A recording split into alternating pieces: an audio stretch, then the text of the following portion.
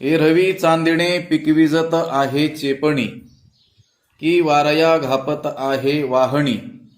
हा हो गगनासी गवसणी, घालिजे केवी. ज्ञानेश्वरीच्या 9व्या अध्यायातील 20व्या क्रमांकाची ही ओवी आहे.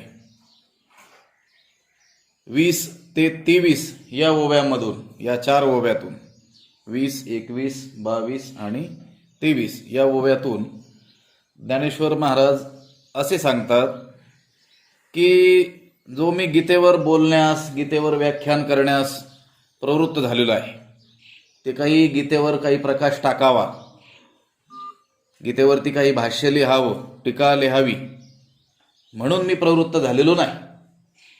गीता ही स्वयंप्रकाशमान आहे. ती स्वतःच काय आहे? स्वयंप्रकाशमान आहे. आणि तिच्यावर काही प्रकाश आपण टाकावा म्हणजे ते कसं होईल? तर जसं स्वभावताच शुभ्र असलेले जे चांदणे आहेत, त्या चांदण्यांना अधिक शुभ्र करण्यासाठी जणू काही त्या आढीत पिकवायला घालावं. जसं ते आंबे आढीमध्ये आपण काय करतो? पिकण्यासाठी घालतो. ते काय म्हणतात त्याला? तोडून आणलेलं पाड. ते तोडून आणल्यानंतर त्याला पिकवण्यासाठी आपण कुठं घालतो? त्या आढीमध्ये. तसं जे चांदणे हे स्वतः म्हणजे स्वाभाविकच निसर्गतःच काय आहेत? पांढरे शुभ्र आहेत. त्यांना पांढरं करण्यासाठी काय आढीत पिकवावं लागतं का? नाही. असे 5 दृष्टांत म्हणजे 5 उदाहरणं या 2 ओव्यामधून सुरुवातीच्या ज्ञानोबारायांनी दिलेली आहे. की असं करणं म्हणजे हे जणू काय आहे? हास्यास्पदच आहे.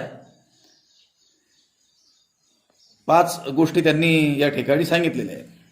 आणि असं असतानाही मी गीतेवर टीका करण्यास, भाष्य करण्यासाठी जो प्रवृत्त झालेलो आहे, मला कळतंय गीतेवरती प्रकाश टाकणं, गीतेवर व्याख्यान करणं, गीतेवरती बोलणं म्हणजे जणू काही या 5 गोष्टी सारखं काय आहे? हास्यास्पदच आहे.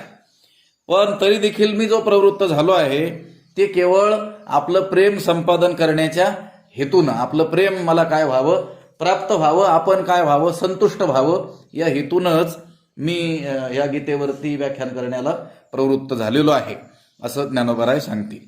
एरवी चांदणे पिकविजत आहे चेपणी, की वारया घापत आहे वाहणी. हा हो गगनासी गवसणी, घालिजे केवी.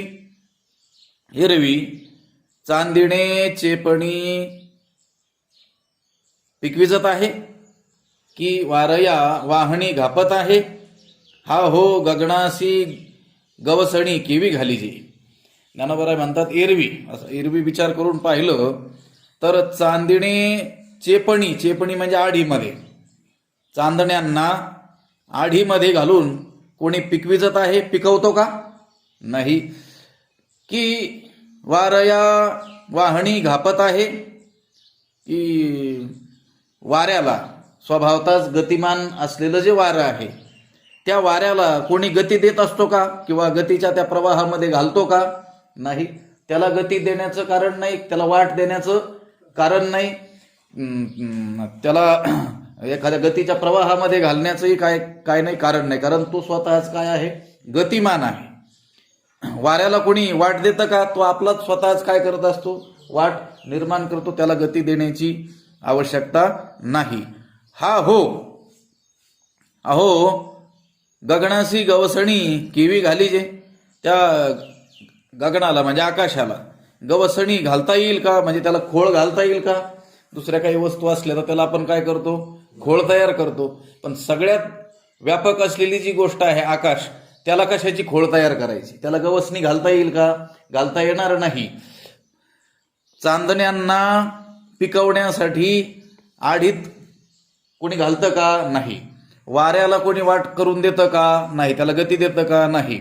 त्या आकाशाला गवसणी घालता येईल का? नाही. आईके पाणी ओथी जावे न लगे, नवनीती माथुला न रिगे. तेवी लाजिले व्याख्या, तेवी न शब्द आहे का तिथं? तेवी लाजिले व्याख्यान न निगे. नच आहे ना, दे कोणी जया ते, याच्यामध्ये राहिलंय काही नाहीये का? न पाठ आहे बऱ्याच ठिकाणी. तेवी लाजिले व्याख्यान न निगे, दे कोणी जाया ते. अजून 2 उदाहरणं या ओवीमध्ये दिलेली आहे. ऐका ऐका, पाणी ओथी जावे न लगे. पाण्याला पातळ करावं लागतं का? त्याच्यामध्ये सांसिद्धिक द्रवत्व म्हणजे निसर्गतःच ते काय आहे? द्रवरूप आहे. काही कारणाने अतिशय त्याला थंडी आपण दिली तर ते काय होईल? गोठेल, बर्फ रूपात येईल. पण बर्फ हे काही त्याचं स्वभावसिद्ध रूप नाहीये. त्याचं द्रवरूप हेच त्याचं खरं काय आहे? रूप आहे. कारण थोडीशी उष्णता पुन्हा लागली की ते पुन्हा आपल्या मूळ रूपाला काय होणार? प्राप्त होणार. त्याला गोठवण्याकरता काहीतरी करावं लागेल, पण पातळ होण्यासाठी काय करावं लागेल का? नाही, ते स्वभावतःच काय आहे? पातळ. ऐका, पाणी ओथी जावे न लगे, म्हणजे ज्याप्रमाणे पाण्याला पातळ करावं लागत नाही. नवनीती माथुला न रिगे. नवनीत म्हणजे लोणी, त्या लोण्यामध्ये माथुला म्हणजे रवी. ती रवी शिरते का? रवीनं आपण दही काय करतो? घुसळतो आहे ना. ताकाचे अंश फेडणे आणि तयाचे नाव लोणी काढणे. दह्यातलं ताक बाजूला काढणं त्यालाच म्हणायचं लोणी काढणं. कोणी विचारलं लोणी काढणं म्हणजे काय, तर दह्यातलं ताक बाजूला करणं त्याला काय म्हणायचं? ज्ञानेश्वर महाराजांनी लिहून ठेवलेलं आहे. ताकाचे अंश फेडणे, तयाचे नाव लोणी काढणे. आता ते निर्माण झालेले जे लोणी आहे ते पुन्हा घुसळावं लागतंय का? नाही. तेवी त्याप्रमाणे. कशाप्रमाणे? हे 5 जी उदाहरणं दिलेली आहेत त्याप्रमाणे. वरच्या ओवीमध्ये जे सांगितलेले 3 आणि ह्या अर्ध्या ओवीत सांगितलेले 2. म्हणजे चांदण्यांना पांढरं शुभ्र करण्यासाठी आडीत पिकवायला घालावं लागतं का? नाही, त्या अगोदरच काय आहे? स्वभाव सिद्धाच शुभ्र आहे. पुन्हा वारया घापत आहे वाहणी, वाऱ्याला वाट द्यावी लागते का? गती द्यावी लागते का? नाही, तो स्वभावताच काय आहे? गतिमान आहे.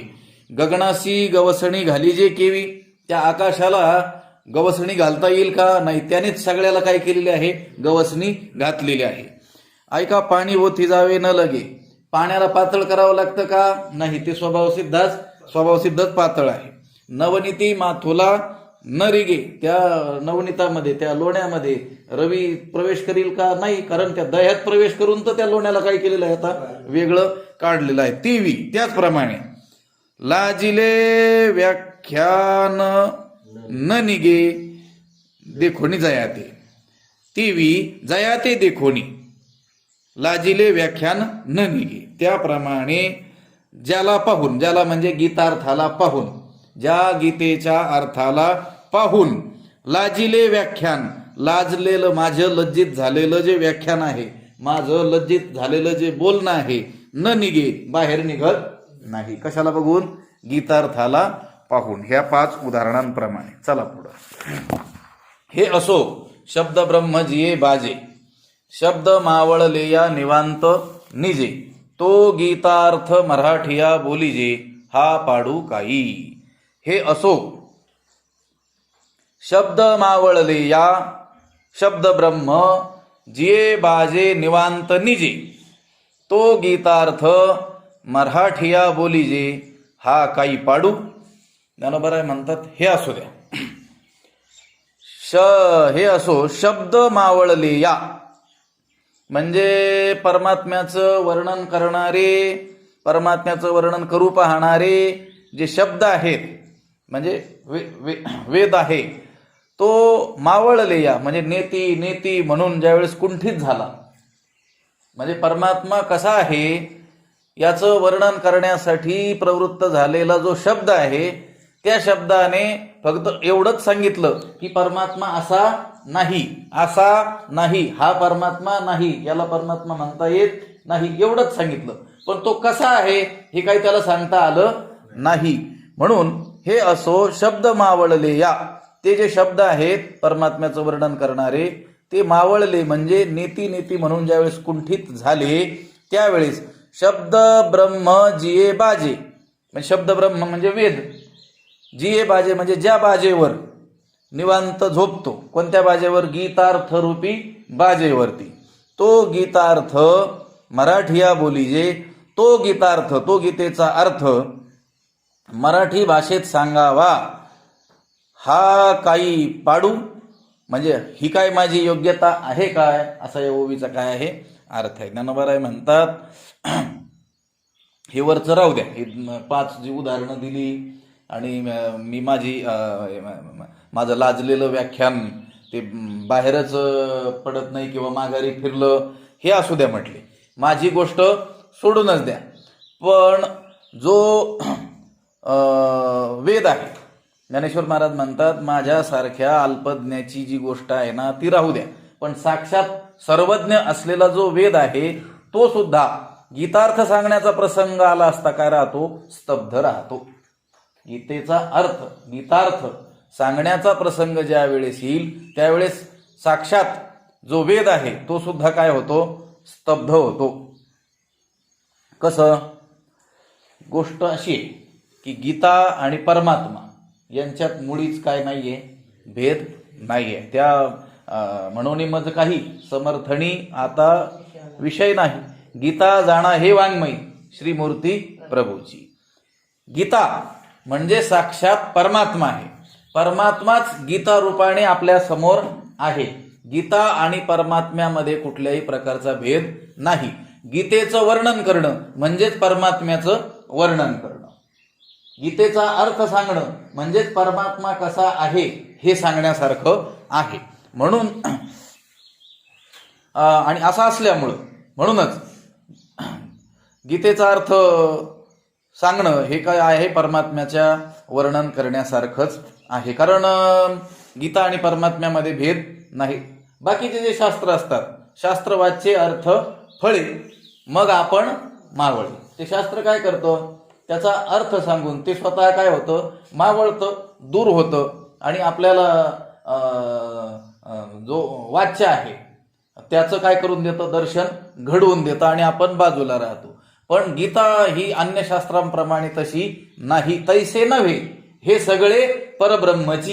ही गीता पूर्ण काय आहे, परब्रह्म स्वरूप असल्यामुळं गीतेचं वर्णन करणं, गीतार्थ सांगणं म्हणजेच परमात्म्याचं वर्णन करण्यासारखं आहे. परमात्म्याचं वर्णन करणं, गीतेचं वर्णन करणं म्हणजेच परमात्म्याचं वर्णन करणं असं ठरतं. ते म्हणतात की शब्द मावळले हा जो वेद आहे तो मावळले म्हणजे नेती नेती म्हणून कुंठित झाल्यानंतर कसं आहे, ह्या जाणीवेच्या बाबतीमध्ये वेद सगळ्यात काय आहे, शहाणा असं सांगितलेलं आहे.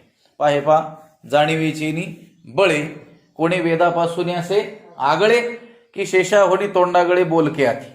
शेषाहून कोणी बोलका आहे का, तो 1000 मुखाने काय करतो, एकदाच काय करतो, बोलतो. त्याच्या इतकं बोलकं कोणी नाही. तसंच शहाणपणाच्या बाबतीमध्ये, जाणीवेच्या बाबतीमध्ये वेदापासून कोणी आगळं, कोणी त्याच्यापासून कोणी आणखी जाणकार आहे का असं ज्ञानोबारायांनी विचारलेलं आहे. म्हणजे एवढा जाणकार असलेला हा जो काय आहे वेद आहे, तरी देखील वेद त्याचं वर्णन करू शकत नाही. कारण वर्णन हे कशात केलं जाईल, शब्दात. आणि परमात्मा काय आहे, शब्दातीत आहे. मनोवाचातीत तुझे हे स्वरूप असं म्हटलेलं आहे ना. मन आणि वाणीच्या पलीकडचं परमात्म्याचं काय आहे, स्वरूप आहे. म्हणजे अशा परमात्म्याचं वर्णन वेदही काय करू शकत नाही, वेद करू शकत नाही. ठीक आहे, वेद बोललेला आहे, अनंतावयी वेद अनंत बोलिला, खूप सारं काही तो त्या वेदाने बोललेलं आहे. वेदू काय काय न बोले, अमृतानुभवामध्ये ज्ञानोबराय म्हणतात वेदाने काय काय बोललेलं नाही, सर्वच काही तो बोललेला आहे. पण परमात्म्याच्या ठिकाणी मात्र त्या वेदाच्या शब्दाचा काहीही लागत नाही. स एष नीती नित्यात्मा गृह्यतो नाही गृह्यते शिर्यो नाही शिर्यते. बृहदारण्यक उपनिषदामध्ये ही श्रुती सांगते की परमात्म्याचं जे वर्णन आहे ते केवळ श्रुतीनं नेती नेती न येती न येती, श्रुती नेती नेती म्हणती आहे ना. श्रुतीनं काय म्हटलं, फक्त परमात्म्याच्या बाबतीत न येती असा तो नाही, असा नाही एवढंच सांगितलेलं आहे. पण कसा आहे हे सांगण्याच्या बाबतीमध्ये त्या शब्दाचा लाग तिथे लागत नाही. म्हणून तेथीची मातू न चढेची बोलाचा हातू, जेणे संवादाची या गावा तू पैठी कीजे. तेथीची मातू, तेथली गोष्ट, न चढेची बोलाचा हातू, बोलाच्या हाती म्हणजे शब्दाच्या हाती ती गोष्ट चढत नाही. वेद वाणोनी तवची चांग, जवण दिसे तुझे अंग मग आम्हा तया मुग एकेपाती असं म्हटलं गेलेलं आहे. तुकोबाराय देखील म्हणतात, तुका म्हणे तूच आयसा एक साचा, आयसी तव वाचा झाली नाही. तू अमुक अमुक असा आहे असं काही वाणीनं सांगता येणं शक्य नाही. शहाणपणे वेद मुका गोपिका त्या ताकटी असं म्हटलं गेलेलं आहे. म्हणजे वेदालाही ज्या गीतार्थाचं म्हणजे परमात्म स्वरूपाचं वर्णन करता येणं शक्य नाही. उभीचा अर्थ असा आहे, हे असो शब्द ब्रह्मजे बाजे शब्द मावळले या निवांत निजे. शब्द मावळल्यानंतर म्हणजे शब्द थकल्यानंतर, नीती नीती म्हणून ते शब्द कुंठित झाल्यानंतर आता परमात्म स्वरूपाविषयी काहीही लाग त्या शब्दाचा ज्यावेळेस लागत नाही, त्यानंतर हा शब्द ब्रह्म म्हणजे हा वेद जिये बाजे निवांत निजे, ज्या बाजेवर काय होतो, निवांत झोपतो. मनुष्य नाही का थकल्यानंतर काय होतो, अधिक श्रम झाल्यानंतर बाजेवरती काय होतो, पूर्वी बाजा असायचा त्याच्यावर काय होतो, निवांत पडून राहतो म्हणजे झोपी जातो. कारण आता कष्ट करण्याची अजून शक्ती किंवा सामर्थ्य त्यामध्ये राहिलं नाही. त्याने खूप प्रयत्न केला, दिवसभर 8 तास लोक काम करतात, त्याने 12 तास काम केले. लक्षात आलं का? आणि श्रमाने थकल्यानंतर पुन्हा येऊन काय झाला, तो बाजेवर ज्याप्रमाणे निवांत झोपला. तसंच शब्दाने प्रयत्न केला की परमात्म स्वरूपाला मी जाणील आणि त्याचं काय करील, यथार्थ वर्णन करील. खूप प्रयत्न केला, परंतु नीती नीती याच्या पलीकडे त्याला बोलताच आलं नाही. आणि मग जे बाजे, ज्या बाजेवरती शब्द ब्रह्म निवांत निजे, शब्द ब्रह्म म्हणजे वेद, ज्या बाजेवरती निवांत निजतो, कोणती बाज ती बाज आहे गीतार्थ. तो गीतार्थ असा तो गीतेचा अर्थ की ज्याचं वर्णन वेदही करू शकला नाही, तो गीतार्थ मराठी या बोलीजे, मराठी भाषेमध्ये सांगावा. हा काही पाडू, ही काय माझी योग्यता आहे का? म्हणजे ज्या परमात्म स्वरूपाचं वर्णन वेदही करू शकला नाही एवढा समर्थ असलेला वेद, तो गीतार्थ मी मराठीत सांगावा, ही काही माझी योग्यता आहे का? असं ज्ञानोबराय या ठिकाणी म्हणतात. ऐसिया ही मज परी ऐसिया ही मज दिवसा, तो पुढती याची एकी आशा, जे धिटिवा करुणी भवादृशा पडियंतया होवावे. परी ऐसिया ही मज दिवसा, परंतु ऐसिया ही असा जरी मी असलो, कसा, योग्यताहीन. लक्षात आलं का? असं जरी मी अयोग्य असलो तरी देखील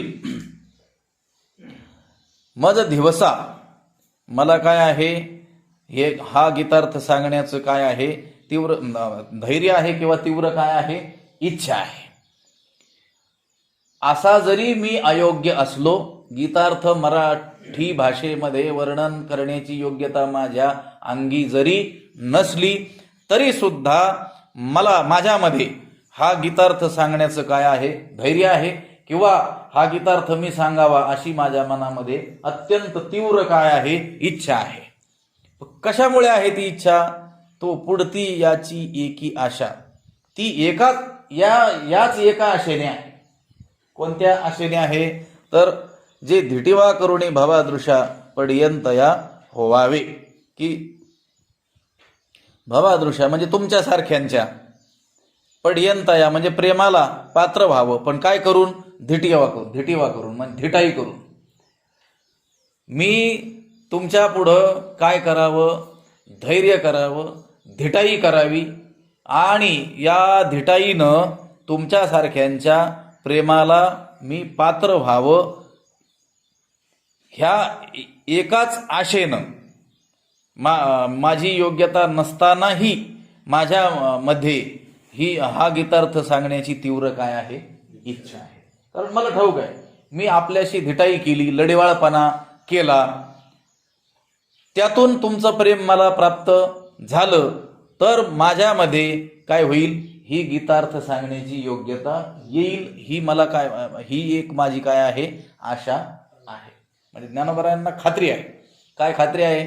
आपण संतांशी लढीवाळपणा केला, त्यांचं बालक होऊन आपण राहिलो, त्यांचं प्रेम कृपा आपण संपादन केली, म्हणजे त्यांची कृपा आपल्यावर झाली, त्यांच्या प्रेमाला आपण पात्र ठरलो की मग एवढा कठीण असलेला जो गीतार्थ आहे की जो गीतार्थ सांगण्यामध्ये वेद देखील काय होतो आहे, निवांत झोपतोय, प्रयत्न करून थकतो आहे, पण तो गीतार्थ मराठी भाषेमध्ये, पुन्हा मराठी भाषे, लक्षात आलं का, संस्कृत भाषेमध्ये वर्णन करणं,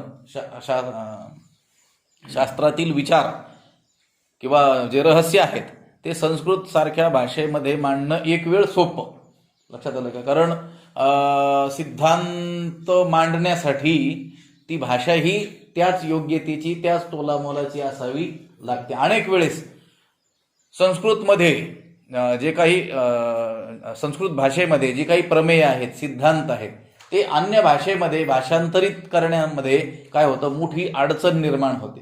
कारण जे रहस्य आपल्याला सांगायचे, जे संस्कृत भाषेत सांगितलेलं, ते दुसऱ्या भाषेमध्ये सांगता येणं बराच वेळेस शक्य होत नाही. कशामुळं? कारण त्या तोलामोलाचे शब्द त्या भाषेमध्ये आपल्याला सापडत नाहीत. ज्ञानोबा म्हणतात की असा कठीण असलेला जो गीतार्थ आहे तो मी मराठी भाषेमध्ये सांगावा अशी माझी काही योग्यता नाही, पण मी योग्यताहीन जरी असलो, अयोग्य जरी असलो, असा अज्ञानी मी जरी असलो, तरी पण हे गीतार्थ सांगण्याची तीव्र इच्छा माझ्यामध्ये आहे. ती एका आशेमुळे आहे. काय आशा आहे? तर जे धिटिवा करुणी भवादृशा पढियंतया होवावे. मी तुमच्याशी लगट करून, सलगी करून, धिटाई करून तुमच्यासारख्यांच्या प्रेमाला मी पात्र व्हावं, या एकाच आशेनं हे गीतार्थ सांगण्याची तीव्र इच्छा माझ्या मनामध्ये आहे. परी ऐसियाही म्हणजे परंतु अशा स्थितीतही, म्हणजे माझी योग्यता नसतानाही, दिवसा म्हणजे तीव्र इच्छा, माझी गीतार्थ सांगण्याची कुवत नसतानाही मी गीतार्थ सांगण्याचं जे साहस करण्यास प्रवृत्त झालेलो आहे, त्या पाठीमागे माझ्या मनात एवढाच हेतू आहे की मी आपले आवडतं व्हावं आणि आपलं प्रेम काय करावं, संपादन करावं. किंबहुना मज तुमची या कृपा काज तिये लागी व्याज ग्रंथाचे केले. आपल्या कृपेच्या सामर्थ्यानेच मी हे कार्य हाती घेतलेलं आहे. तुमच्या कृपेमुळंच मी हा ग्रंथ करण्यामध्ये काय झालेलो आहे, प्रवृत्त झालेलो आहे. एरवी तरी मी मूर्खू, जरी झाला अविवेकू, तरी संत कृपा दीपकू सोज्वळू असे. 15व्या अध्यायामध्ये आपण चिंतन केलं ना, आरंभीच्या ज्या ओव्या, ठावो न पवता जयाचा, मनेसी मुरडली वाचा, तो देव होय शब्दाचा चमत्कार. ठावो न पवता जयाचा, जयाचा ठावो न पवता म्हणजे ज्याचा ठाव ठिकाणा आपल्याला लागू शकत नाही, असा जो देव, किंवा मनेसी मुरडली वाचा, त्याचा शोध घेण्याचा प्रयत्न मनाने केला, त्याचं वर्णन करण्याचा प्रयत्न वाणीनं केला, तरी देखील ती मन आणि वाचा काय झाली, मागं परतली, तिला देखील त्या देवाचा ठाव लागला नाही. असा तो देव शब्दाचा होय हा चमत्कार, शब्दाचा विषय होतोय. म्हणजे त्या परमात्म्याला शब्दामध्ये वर्णन करता येण्याचं सामर्थ्य आमच्यामध्ये आलेलं आहे. ते कशामुळे आलेलं आहे? गुरुकृपेनंच आलेलं आहे. तिथं एक ओवी झाल्यानंतर दुसरी पुढची ओवी तिथं ज्ञानोबा म्हणतात, एवढे एक सौभग वळघे वाचेचे अंग, श्री गुरुपद पद्मपराग लाहे जयका. एवढं जे वाचेला, वाणीला सौभाग्य प्राप्त झालं, ते कशामुळे झालेलं आहे? श्री गुरुपद पद्मपराग लाहे जयका. श्री गुरुच्या चरण कमळातील जो मकरंद आहे तो मला प्राप्त झाला, म्हणजे त्यांची कृपा माझ्यावर झाली, त्यामुळं हे शक्य झालेलं आहे. इथं ज्ञानोबा म्हणतात की परी ऐसिया ही मज दिवसा, तो पुढती याची एकी आशा, जे धिटिवा करुणी भवादृशा पढियंतया होवावे. असा जरी मी योग्यताहीन असलो तरी पण गीतार्थ सांगण्याची तीव्र इच्छा माझ्या मनामध्ये आहे. ते याच एका आशेमुळे आहे की मी धिटाई करून तुमच्यासारख्यांच्या प्रेमाला काय व्हावं, पात्र व्हावं. कारण तुमच्या प्रेमाला पात्र झालो, तुमच्या कृपेला पात्र झालो की काही अशक्य वाटणाऱ्या गोष्टीही काय होतील, शक्य होतील. मग गीतार्थ माझ्याकडून वर्णन करण्यासारखी अशक्य असलेली गोष्ट सुद्धा काय होणार आहे, तुमच्याच कृपेनं सिद्धीला जाणार आहे आणि ती शक्य आहे हे मला काय आहे, ज्ञात आहे. म्हणून मी या अत्यंत अशक्यप्राय वाटणाऱ्या गोष्टीमध्ये सुद्धा काय झालेलो आहे, प्रवृत्त झालेलो आहे. त्या गोष्टीची माझ्या मनामध्ये काय आहे, इच्छा आहे. तरी आता चंद्रापासून निवविते, जे अमृताहुनी जीवविते, तेणे अवधाने की जे वाढते मनोरथा माझिया. तरी आता जे चंद्रापासून निवविते, अमृताहुनी जीवविते, तेणे अवधाने माझिया मनोरथा वाढते कीजे. ज्ञानोबा म्हणतात की आता आपण काय करावं, तर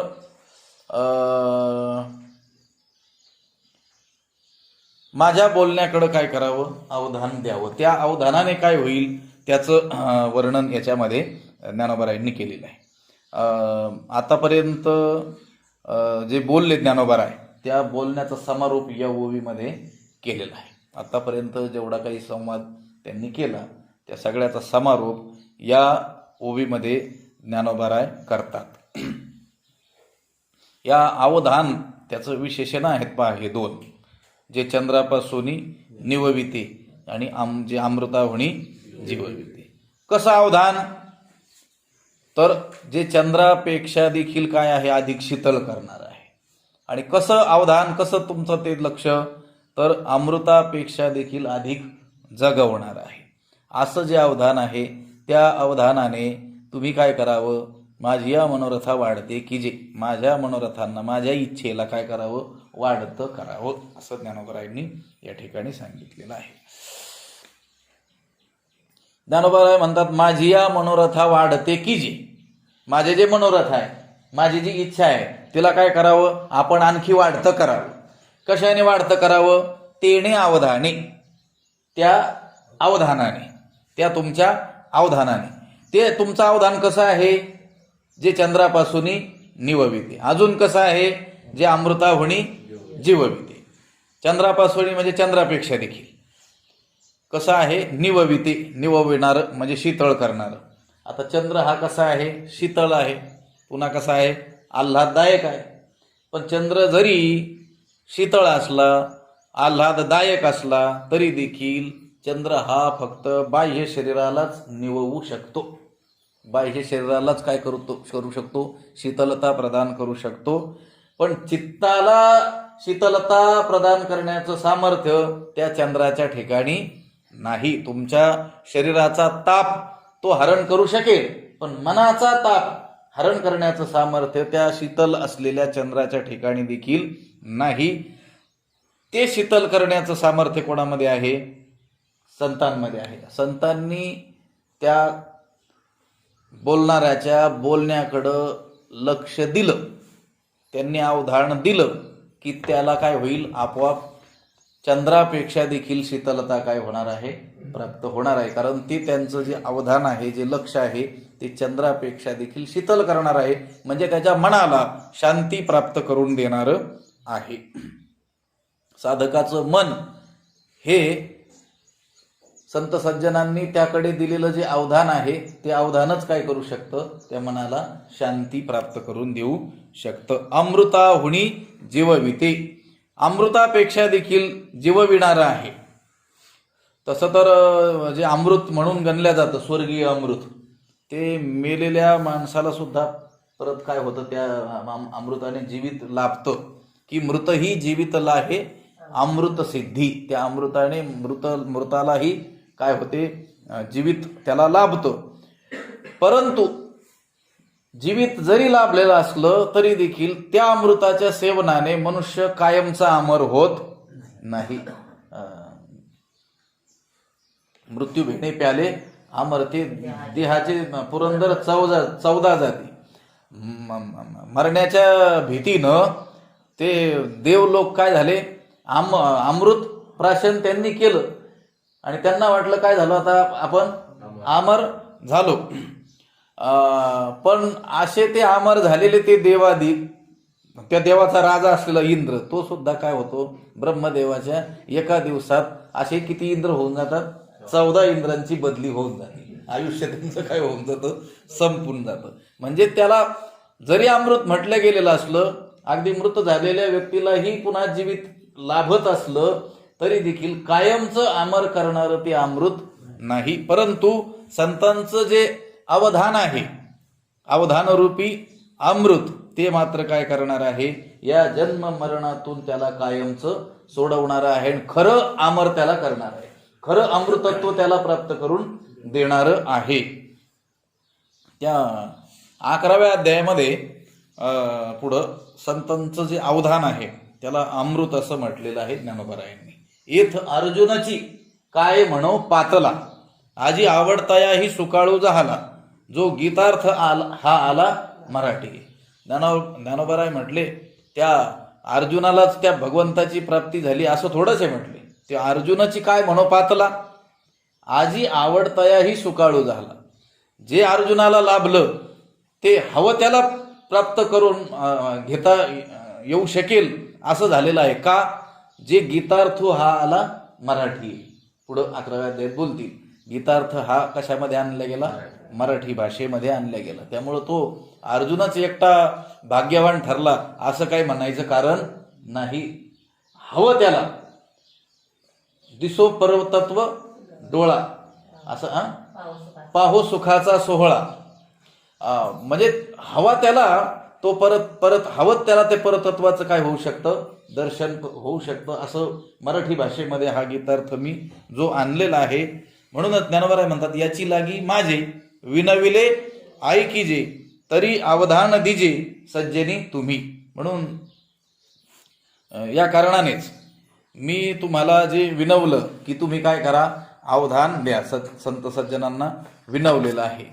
तेवीची तुम्हा संतांची सभे, ऐसी सलगी कीर करून लभे, परी मानावे जी तुम्ही लोभे, आपत्या मज.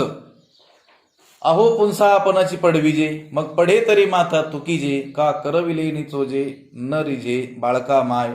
तेवी मी जे जे बोले, ते प्रभू तुमचेची शिकविले, म्हणून अवधारी जो आपुले आपण देवा. आणि तिथं पुढं म्हणतात, हे सारस्वताचे गोड तुम्हीची लाविले जी झाड, तरी आता अवधानामृते वाढ सिंपोनी कीजे.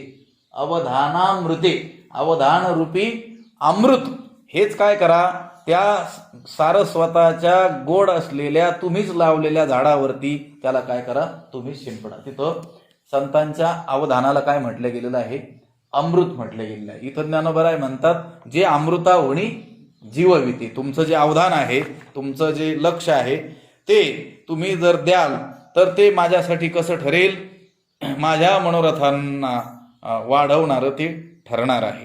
कारण संत आपल्या बोलण्याकडे लक्ष देतात असं जर त्या बोलणाऱ्याला, म्हणजे आता इथं प्रस्तुत विषयामध्ये ज्ञानोबरायांना जर कळालं की मी जे बोलतो त्याकडे संत एकाग्रतापूर्वक काय करतात, लक्ष देतात, हे जर कळालं तर त्यांच्या मनामध्ये जी गीतार्थ सांगण्याची तीव्र अशी इच्छा आहे ती अधिकच काय होणार आहे, वाढणार आहे. आणि ती वाढावी असं ज्ञानोबरायांची इच्छा आहे. म्हणूनच ते म्हणतात, तरी आता चंद्रापासोनी निवविते, जे अमृता होणी जीवविते, तेणे अवधाने की जे वाढते मनोरथा माझिया.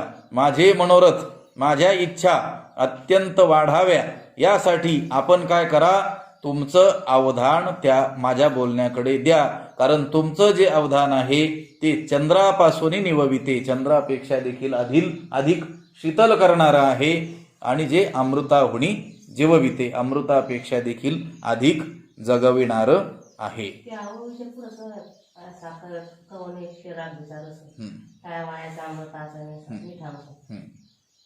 नाही, ते आपल्याला तिथं फक्त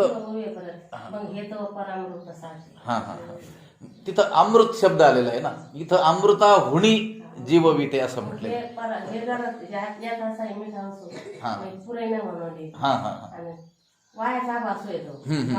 नाही, तो फक्त आभास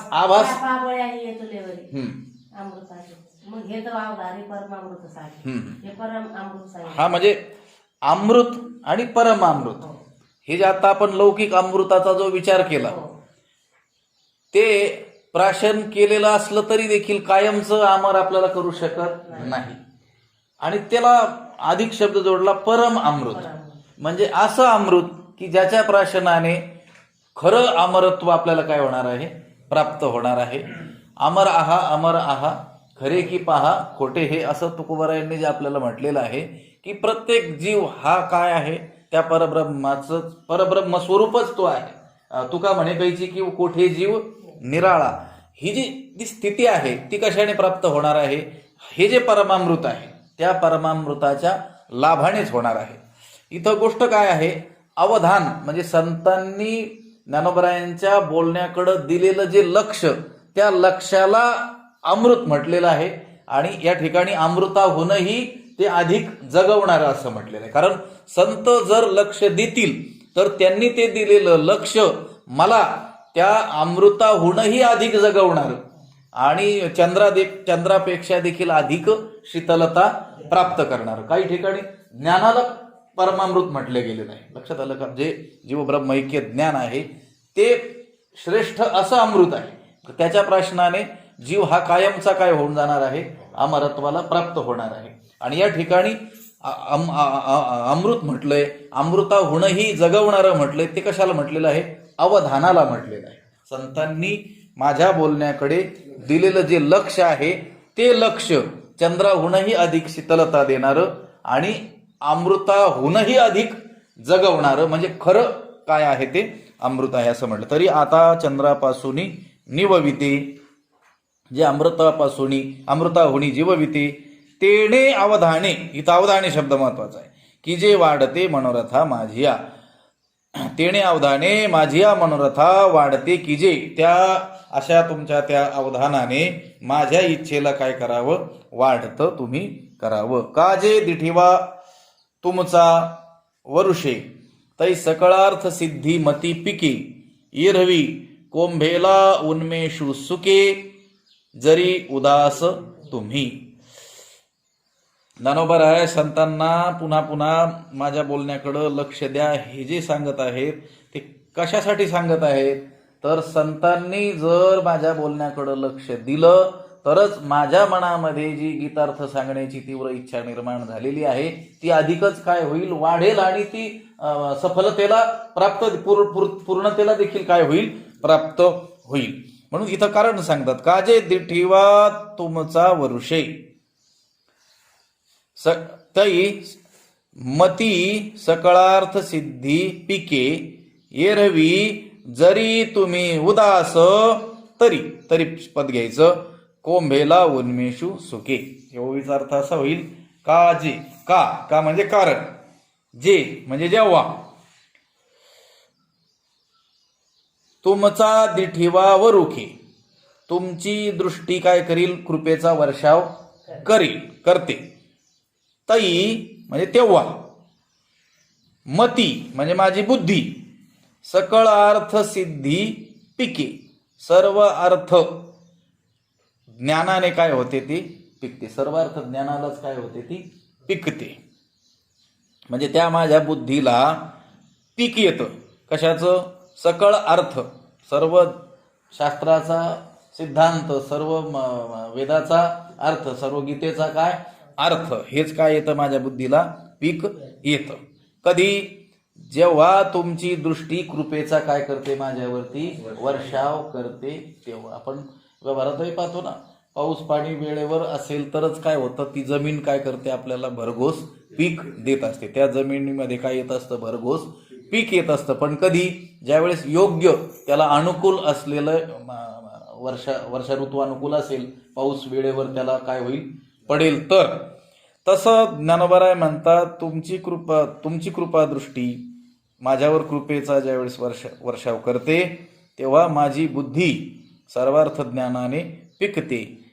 आणि एरवी, आणि असं नसेल, एरवी जरी तुम्ही उदास, आणि जर तुम्ही माझ्याकडं लक्ष देण्याविषयी काय असाल, उदास असाल, अवधान देण्याविषयी काय असाल, उदास असाल, तर मग काय होईल, कोंभेला उन्मेषू सुके, तर मग आमचं नेमकंच अंकुरित झालेलं जे ज्ञान आहे ते काय होईल? सुकून जाईल. आमच्यामध्ये ज्ञान आहे पण ते कसं नेटकंच त्याला कोंब फुटलेला आहे. लक्षात आलं का?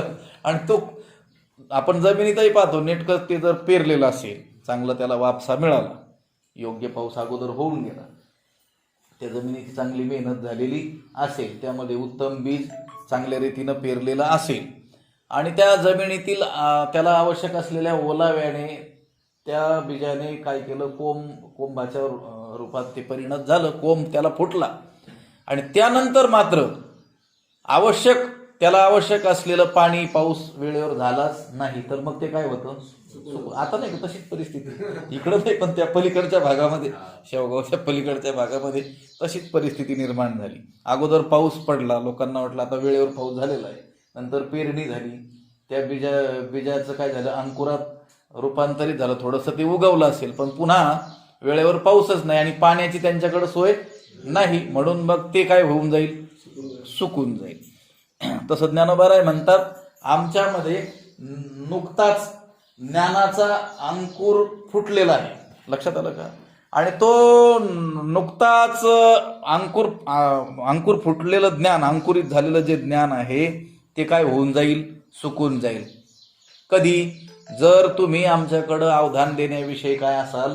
उदास असाल तर. असं काजे दिठेवा तुमचा वर्षे तै सकळार्थ सिद्धिमती पिके एरवी कोंभेला उन्मेषू सुके जरी उदास तुम्ही. दिठेवा वरुषे म्हणजे दृष्टी वर्षाव करते, ज्ञानदाते आणि स्फूर्तीदाते म्हणजे ज्ञान प्रदान करणारे आणि साधकाला स्फूर्ती प्रदान करणारे जे आहेत ते कोण आहेत? श्रीगुरु आहेत. श्रीगुरु हेच त्या साधकाला, त्या शिष्याला काय देत असतात? ज्ञान देत असतात आणि त्याला स्फूर्ती देखील देत असतात, त्याला उत्साह देखील देत असतात. श्रीगुरु नाही उदास होत कधी. उदास कधी काय होतो? तो साधकच उदास होऊन जातो ती साधना करत असताना. नाही ना, भागलिया मज वाहतील कडी. परंतु थकल्यानंतर मात्र ते आपल्या कडेवरती त्याला वाहतील. जसं त्या बालकाला आई काय करते? अगोदर चालायला लावते, परंतु चालून चालून थकलं की मग काय करत असते? ती आपल्या कडेवर घेऊन त्याला प्रवास करत असते. तसं स्फूर्ती प्रदाते कोण आहेत? उदास कोण होऊन जातो? तो साधक उदास होत असतो. कारण पाठीमागचं त्याने आता सोडलेलं असतं, विषयांचा त्याग केलेला असतो, संसाराच्या चिंता सोडलेल्या असतात आणि परमात्मा प्राप्तीच्या मार्गाने तो चाललेला असतो. अजून परमात्मा काय असतो? दूरच असतो. आणि असा मध्ये आल्यानंतर मग काय होतं? हातपाय गळून जातात. लक्षात आलं का? आता पाठीमागं पाहिलं तर तेही 2-4 किलोमीटर राहिलेलं आहे. लक्षात आलं? आणि पुढचं तर किती किलोमीटर आहे त्याचा काही तपास नाही. लक्षात आलं का? त्यावेळेस त्याचे काय होतात? हातपाय गळतात. त्यावेळेस स्फूर्ती देण्याचं काम कोण करत असतं?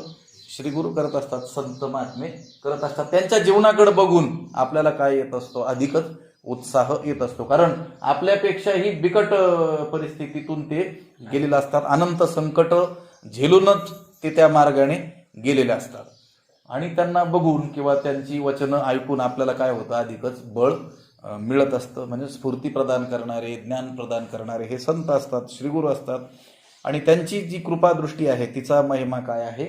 आगाध आहे. आपण पाहून आलो. जय जय वो शुद्धे उदारे प्रसिद्धे अनवरत आनंदे. अनवरत सततच आनंदाचा ते काय करत असतात? वर्षाव करत असतात.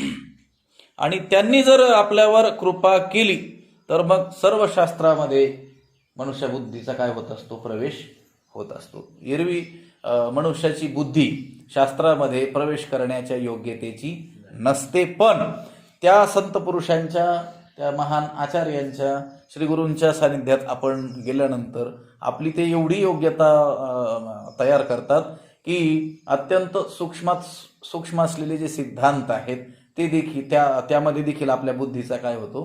प्रवेश होऊ शकतो.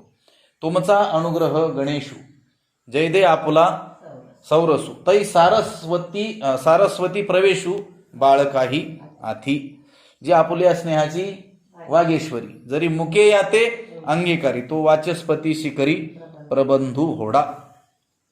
तुम्ही संत माझिया कडा दिठीचा कराल बहुडा तरी तुम्हा माने एवढा होईन मी. हे संतांच्या कृपादृष्टीचं काय आहे, सामर्थ्य आहे. म्हणून ज्ञानोबराय म्हणतात, काजे दिठीवा तुमचा वरुषे तै सकळार्थ सिद्धी मती पिके. तुम्ही तुमच्या कृपादृष्टीचा वर्षाव माझ्यावरती केला तर मग माझ्या बुद्धीला काय होईल, हे सर्व शास्त्राच्या अर्थज्ञानाचं काय होणार आहे, भरघोस पीक येणार आहे. एका मोठ्या महात्म्याने एक श्लोक रचलेला आहे पहा, तो या प्रसंगी मला सांगणं उचित होईल. कारण आपला प्रस्तुत विषय असा चाललाय की श्री गुरूंनी म्हणजे संतांनी आपल्यावरती जर कृपादृष्टी टाकली, त्यांच्या त्या दृष्टीने आपल्यावरती कृपेचा वर्षाव केला तर आपल्या बुद्धीला काय होतं, शास्त्रार्थ ज्ञानाचं काय होतं, भरघोस पीक येतं.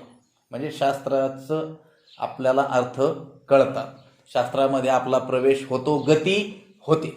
एरवी स्वबुद्धीने जर आपण प्रयत्न केला तर आपली जी स्मृती आहे, तिची जी शक्ती आहे, तिच्या सामर्थ्यामुळं आपण कदाचित ग्रंथ पाठही करू शकतो, ग्रंथ कंठस्थही करू शकतो. संपूर्ण ग्रंथच्या ग्रंथ आपल्याला तोंडपाठ, मुखोद्गत, कंठस्थ असू शकतो.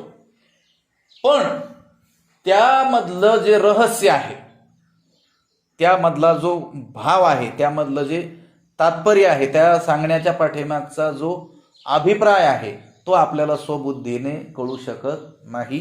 त्यांनी असा एक श्लोक मला मिळालाय की यत् सारस्वत वैभवम गुरुकृपा पीयूषपानोद्भवम तल्लभते नैव नैव हटथ पाठ प्रतिष्ठा जुषाम. त्याचा अर्थ असा होईल की यत् सारस्वत वैभवम म्हणजे हे सर्व शास्त्रार्थ ज्ञान आपल्याला प्राप्त होणं, हे जे वैभव आहे, हे गुरुकृपा पीयूष पानोद्भवम, गुरुकृपा रूपी अमृताचं पान ज्याने केलेलं आहे त्याला ते प्राप्त होईल. म्हणजे ज्याच्यावरती श्रीगुरूंची काय झालेली आहे, कृपा. आणि श्रीगुरूंची कृपा हेच अमृत, आणि त्याचं प्राशन ज्या कोणी भाग्यवानाने केलेलं असेल त्यालाच यत् सारस्वत वैभवम, हे सर्व सारस्वत वैभव त्याला काय होतं, प्राप्त होतं.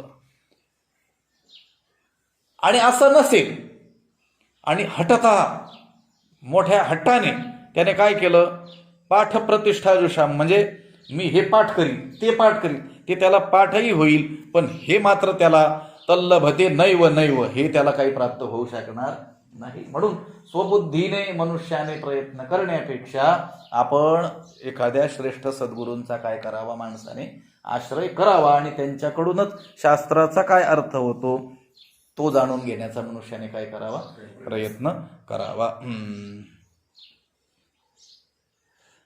मला गीता भाष्यामध्ये आचार्यांची एक पंक्ती आहे, सर्वशास्त्रविदपि असंप्रदायविद मूर्खवद उपेक्षणीय, असं म्हटलेलं आहे त्यांनी. सर्वशास्त्रविदपि, सर्व शास्त्र त्याने कंठस्थ करून टाकले, सारे पाठ केले, काही विचारलं तर तो सांगतोय. पण असंप्रदायविद, एखाद्या परंपरेनं तो शिकलेला नाही, एखाद्या सद्गुरूंकडे तो बसलेला नाही, त्यांच्याकडून त्याचे रहस्य त्याने जाणलेले नाहीत, असा कोणी असेल तर आचार्यांनी सांगितलं त्याची उपेक्षा करा.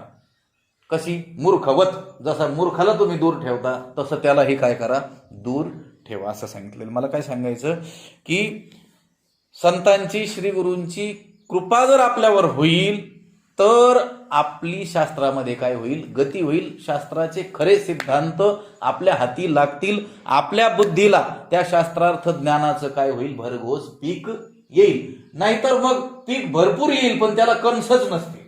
लक्षात आलं का? ज्वारी पूर्वी पेरायचे ना आपल्या भागामध्ये, ही जे खरं ज्वारीची शेत आहे ती सगळी, आता ह्या 10-20 वर्षामध्ये काय झालंय, बागायत झालं 20-25 वर्षापासून.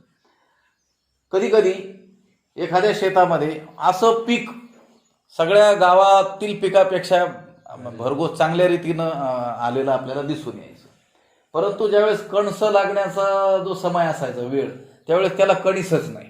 किंवा काही पिकाला कणस फार मोठमोठी लागली पण त्याच्यात एकही दाणा नाही, तसं होऊन जाईल. कधी जर गुरुकृपा रूपी त्या गुरु कृपेचा वर्षाव आपल्यावर झाला नाही तर आपल्या बुद्धीला पीक आलेलं दिसेल पण ते पिकच नसणार आहे. लक्षात आलं का? काजे दिठेवा तुमचा वर्षे तै सकळार्थ सिद्धी मती पिके हिरवी. आणि असं नसेल तर ते म्हटले कोंभेला उन्मेषू सुके जरी उदास तुम्ही. जर तुम्ही उदास व्हाल तर काय होईल? इकडून तिकडून ज्ञानाचा अंकुर जो फुटलेला आहे तो देखील काय होऊन जाईल? सुकूनच जाईल. अमृतानुभवात दुसऱ्या प्रकरणात आपण पाहिलं होतं पहा. जयाचेनी सावाय जीव ब्रह्म उपरला आहे आणि ब्रह्म तृणातळी जाय उदासी जेणी. दोन गोष्टी त्या ओवीमध्ये ज्ञानोबरायांनी सांगितलेलं आहे. जीव अत्यंत सामान्य अत्यंत शोचनीय असलेला जीव तो देखील जायाचेनी सावावे म्हणजे ज्यांच्या कृपा प्रसादाने ब्रह्म उपरला आहे, ब्रह्माच्या साम्यतेला तो जातोय, त्यांच्या कृपा प्रसादाने त्यांच्या संतोषाने आणि ब्रह्म तृणातळी जाय उदासी जेणे. आणि जे जर उदास झाले तर ब्रह्म सुद्धा काय होतंय म्हणले तृणातळी जाय, अगदी गवताच्या साम्यतेला येतंय. म्हणलं लक्षात आलं का? सामान्य जीव ब्रह्माच्या तुलनेला जातो जर ते प्रसन्न असतील तर, आणि जर ते उदास झाले तर ब्रह्म सुद्धा काय होतंय म्हणले तृणातळी जाय. म्हणून इथं म्हटलं काजे दिठेवा तुमचा वर्षे तै सकळार्थ सिद्धी मती पिक एरवी कोंभेला उन्मेषू सुके जरी उदास तुम्ही. गोष्ट अशी आहे, संत आपल्यावर एक तर प्रसन्न व्हावे, त्यांनी कृपा करावी, किंवा आपलं काही अपराध झाला तर त्यांनी आपल्यावर प्रचंड रागवावं. त्या रागवण्यामध्ये सुद्धा काय असतं? प्रेमच असतं. पण त्यांनी आपल्यावर उदास होऊ नये. आपण एक काळजी घ्यायची की संत पुरुष आपल्या बाबतीत उदास झाले नाही पाहिजे. लक्षात आलं का? रागावले तरी चालतील, कारण त्या रागावण्यामध्ये त्या क्रोध करण्यामध्ये सुद्धा काय आहे? प्रेमच आहे.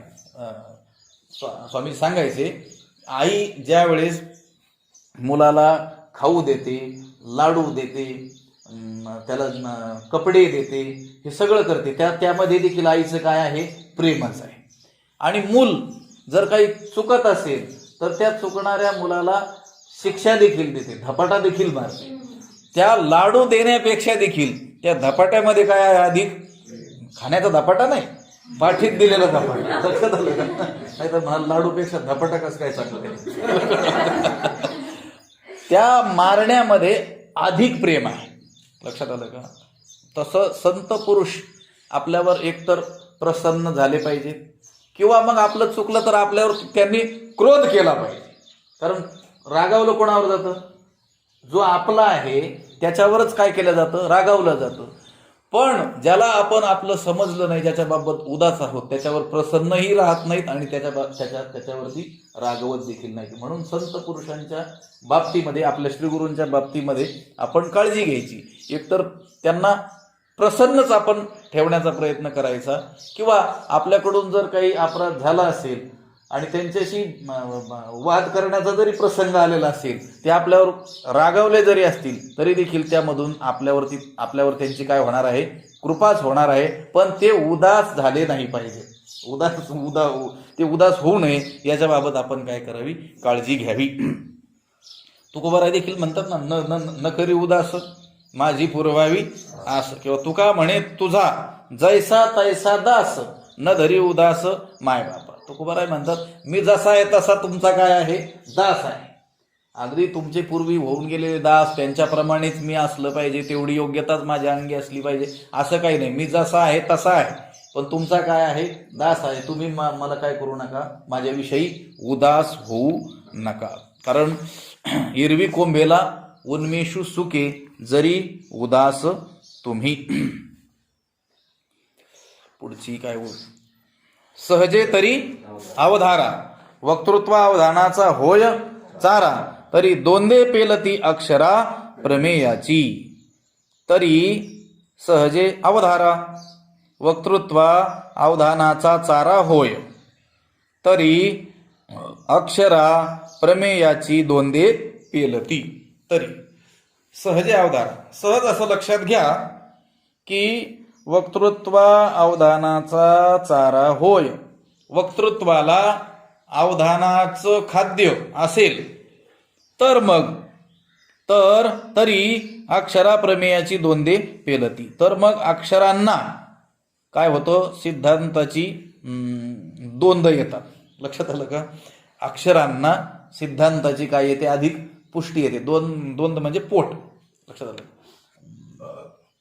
एखादा माणूस धष्टपुष्ट आहे, आपण कशावरून ठरवतो? खूप खात्या पित्या घरचा आहे म्हणतात लोक. कशावरून? त्याला दोन आलेला असेल, गणपती बाप्पासारखं त्याचं काय असेल, पोट असेल तर. ज्ञानोबराय म्हणतात अक्षरांना, त्या शब्दांना प्रमेयाची दोंदे पेलती. सिद्धांताची काय होतील, दोंद येतील. सिद्धांताचं असं मोठं त्याचं काय होईल, पोट होईल. कधी त्याला खाद्य असेल तर ढिरी कोणाची वाढेल? ज्याला खायलाच नाही त्याची वाढेल का कधी? दोन अंगावरती दोन जे येणार आहे ते अत्यंत दरिद्री असलेल्या मनुष्याला येऊ शकतं का? नाही. त्याला काहीतरी, त्याला चांगलं तो खात असेल तरच त्याच्या अंगावर काही येईल, दोन येईल. ज्ञानोबराय म्हणतात मी बोललेल्या अक्षरांना, शब्दांना सिद्धांताची दोंद कधी येतील? जर खायला असेल तर. मग खायला काय असलं पाहिजे, तर चारा काय असला पाहिजे? ते म्हणतात वक्तृत्व अवधानाचा चारा होय. माझ्या वक्तृत्वाला, माझ्या बोलण्याला चारा पाहिजे. कशाचा चारा? अवधानाचा चारा. तुम्ही माझ्याकडं एकाग्रतापूर्वक लक्ष देणं हेच माझ्या बोलण्याला काय आहे, खाद्य आहे. लक्षात आलं का? जर चारा नसेल, जर खाद्य नसेल, काही खाल्लं नसेल तर कितीही बलवान मनुष्य असला तरी त्याचे हातपाय गळून जातील. लक्षात आलं? कितीही कष्ट करणारा, 10 तास ढोर मेहनत शेतामध्ये करणारा एखादा धष्टपुष्ट बलवान मनुष्य जरी असला, तरुण जरी असला, तरी देखील त्याला त्याचं जे खाद्य आहे ते वेळेवर दिलं नाही तर तो तेवढं काम समर्थपणे करू शकणार नाही. मग त्याने त्याचं काम समर्थपणे करावं असं वाटत असेल तर त्याचा काय जो चारा आहे तो त्याला पुरवावा लागतो. आपण सगळे शेतीशी संबंधित असलेली माणसं आहोत. आता बैल तर राहिले नाही म्हणा, पण ट्रॅक्टर आहे, त्याला पण चारा तुम्हाला डिझेल टाकावं लागतं ना. आणि तुमची बैल असतील तर घास किंवा गवत त्यांना काय करावं लागतं, द्यावंच लागतं. तरच काय करतील, ते त्यांचं काम समर्थपणे करू शकतील. तसं जे वक्तृत्व आहे, जे बोलणं आहे, जे व्याख्यान करणं आहे, त्याला सुद्धा चारा द्यावा लागतो. काय चारा द्यावा लागतो? तर लक्ष द्यावं लागतं. लक्षात आलं का? तरच ते वक्तृत्व योग्य रीतीनं होऊ शकतं.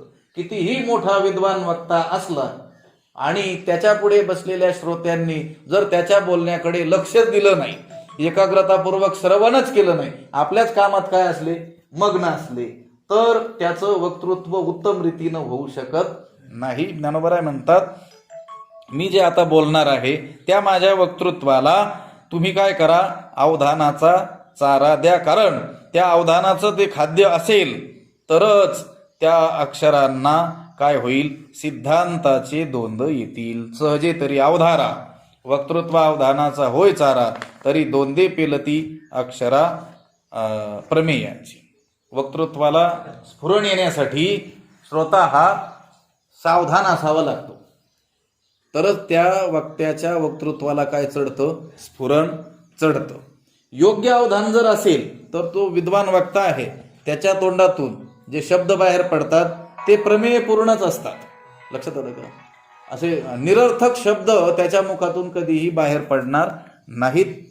त्याच्या मुखातून निघणारे शब्द ते काहीतरी प्रमेय घेऊनच बाहेर पडणार, काहीतरी सिद्धांतच तो सांगणार. पण कधी? जर त्या श्रोत्यांचं त्याच्या बोलण्याकडे काय असेल, लक्ष असेल तर. आणि वक्ता कितीही विद्वान असला, व्याख्यान कलेमध्ये तो कितीही निपुण असला, तरी देखील जर त्याला त्या वक्तृत्वाला अवधानाचा चाराच मिळाला नाही तर त्याचं जे ते वक्तृत्व उत्तम रीतीनं होऊ शकत नाही. आणि त्याच्या मुखातून निघणारे शब्द त्याला कधीही त्या प्रमेयाची दोंद, सिद्धांताची दोंद लागू शकत नाही. अगदी आशक्त शब्द त्याच्या मुखातून बाहेर निघतील. लक्षात आलं का? जसं दष्टपुष्ट मनुष्य आणि अगदी कृश काडी पैलवान लक्षात आलं का? वारा आलं तरी उडून जाईल असा. असे दोन आपल्या समोर नजरेसमोर आणा, मग लक्षात येईल आपल्याला. विद्वान असलेला वक्ता व्याख्यान करत असताना श्रोत्यांनी जर त्याच्या बोलण्याकडे अवधान दिलं तर त्याचं ते अवधान, त्या श्रोत्यांचं, तेच त्याच्या वक्तृत्वासाठी चारा असल्यामुळं त्याच्या मुखातून निघणारे शब्द हे अगदी धष्टपुष्ट असे निघतील. लक्षात आलं का? आणि कितीही विद्वान वक्ता असला, व्याख्यान कलेत निपुण असला, निष्णात असला, तज्ज्ञ असला, तरीही अगदी वाचस्पती असला तरी देखील जर श्रोते त्याच्या बोलण्याकडे लक्ष देणार नाहीत तर मग त्याच्या मुखातून निघालेली जी शब्द आहेत ते अगदी काडी पैलवानासारखी निघतील, म्हणजे काहीही अर्थ नसलेले. एवढं लक्षात घ्या. सहजे तरी अवधारा वक्तृत्व अवधानाचा होय चारा, तरी दोंदे पेलती अक्षरा प्रमेयाची. पुंडलिक वरदा हरिविठ्ठल श्री ज्ञानदेव